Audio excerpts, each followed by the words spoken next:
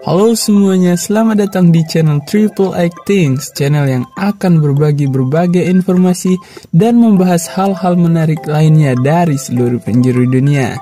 Tapi sebelum memulai videonya, jangan lupa untuk klik tombol subscribe dan nyalakan loncengnya agar tidak ketinggalan informasi-informasi menarik lainnya. Oke, langsung saja ke videonya.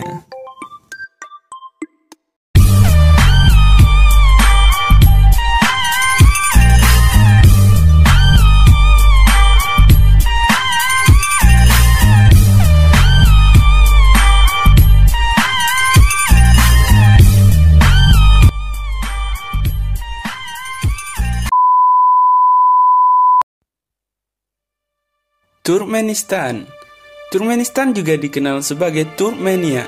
Sampai tahun 1990, Turkmenistan masih tergabung dalam konstitusi Uni Soviet yang bernama Republik Sosialis Soviet Turkmenistan.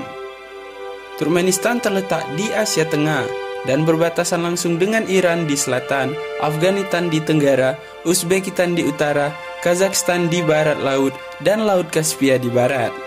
Sebagian besar wilayahnya merupakan hamparan gurun pasir Karakum. Negara ini memiliki cadangan gas alam terbesar kelima di dunia. Saat ini, Turkmenistan menerapkan sistem politik partai tunggal. Sistem ini dianggap tidak memenuhi prinsip-prinsip dasar demokrasi. Sejak kemerdekaannya dari Uni Soviet, Turkmenistan dipimpin oleh Saparmurat Atayevich Niyazov. Bahkan dia menamakan dirinya sebagai Turkmenbashi, yang berarti pemimpin semua bangsa Turkmen. Pada 21 Desember 2006, dia meninggal dunia dan digantikan oleh Gurbanguly Malik Gulyevich Berdimuhamedov yang ditunjuk oleh Dewan Keamanan Negara Turkmenistan melalui pemilihan umum pada 11 Februari 2007. Turkmenistan merupakan salah satu negara netral. Wilayah Turkmenistan telah lama dikenal banyak orang dalam sejarah. Banyak pasukan dari berbagai kerajaan yang dikirim ke wilayah ini demi mendapatkan wilayah yang lebih makmur. Wilayah ini sudah lama dikenal terutama oleh berbagai kekaisaran Persia. Sejarah wilayah ini dimulai saat Kaisar Ahamenia, kekaisaran kuno pertama Persia, menaklukkan wilayah ini dan membaginya dalam 3 wilayah, Margiana, Khwarezmia, dan Parthia. Alexander Agung menaklukkan wilayah ini pada abad ke-4 sebelum Masehi pada perjalanannya menuju Asia Tengah. Dan pada saat itu pula jalur sutra dibangun sebagai jalur perdagangan utama yang menghubungkan Asia dan cekungan Mediterania.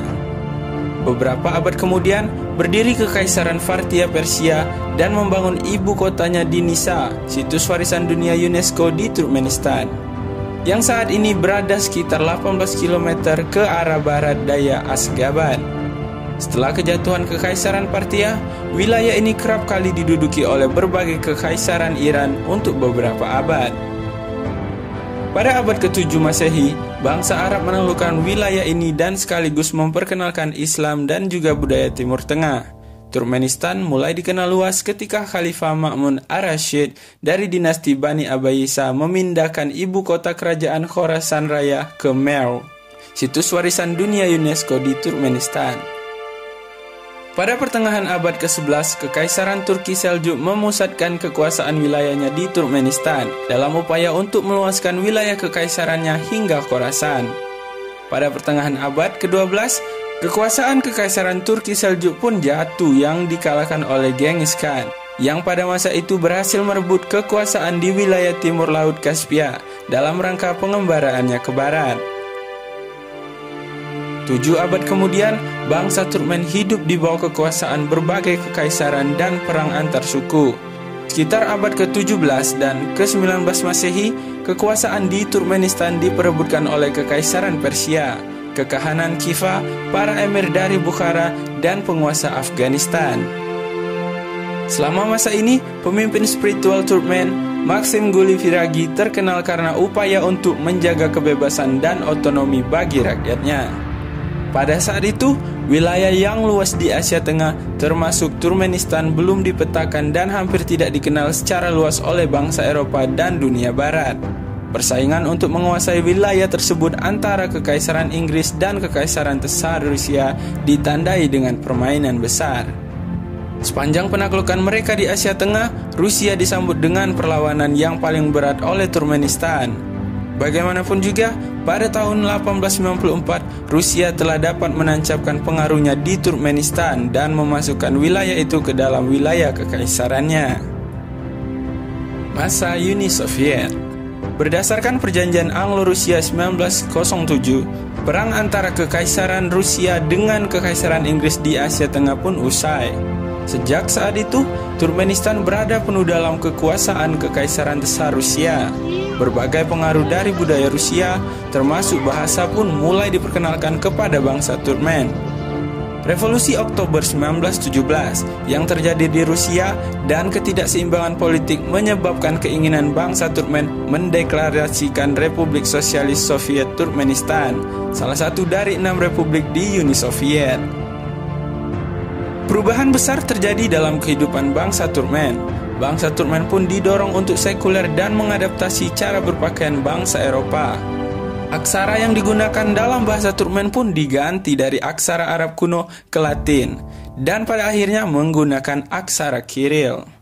Namun, membawa bangsa Turkmen untuk meninggalkan cara-cara tradisional mereka untuk mendukung komunisme tidak sepenuhnya berhasil hingga akhir tahun 1948. Kebijakan nasional Uni Soviet antara tahun 1920 hingga 1930 sebenarnya mempromosikan penemuan tradisi bangsa Turkmen. Bangsa Turkmen mendapat perlakuan yang lebih dalam administrasi Soviet dan sistem pendidikan. Selama tahun Stalin memerintah, dia mengizinkan bahasa Turkmen sebagai bahasa resmi di Republik Sosialis Soviet Turkmenistan. Masa kemerdekaan.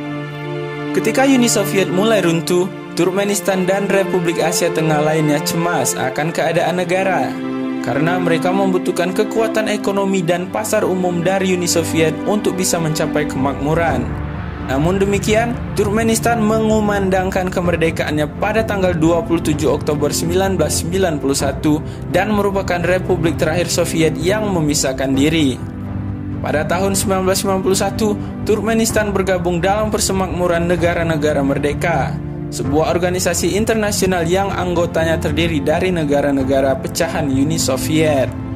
Namun, Turkmenistan mengurangi status keanggotaannya dalam organisasi tersebut menjadi anggota asosiasi pada Agustus 2004. Pernyataan yang disampaikan oleh Presiden Turkmenistan bahwa kebijakan negara tersebut akan netral selamanya.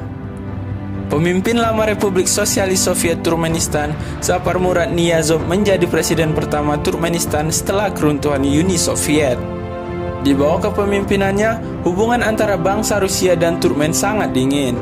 Dia menyebut dirinya sebagai seorang promotor Muslim tradisional dan budaya bangsa Turkmen. Bahkan dia menyebut dirinya sebagai Turkmenbasi, yang berarti pemimpin semua bangsa Turkmen. Perpanjangan kekuasaannya bertambah besar pada awal 1990-an, dan pada tahun 1999 dia menjadi presiden seumur hidup. Itulah sejarah dan fakta singkat tentang negara Turkmenistan. Jangan lupa untuk like, subscribe, dan share video ini. Terima kasih sudah menonton, sampai jumpa di video selanjutnya.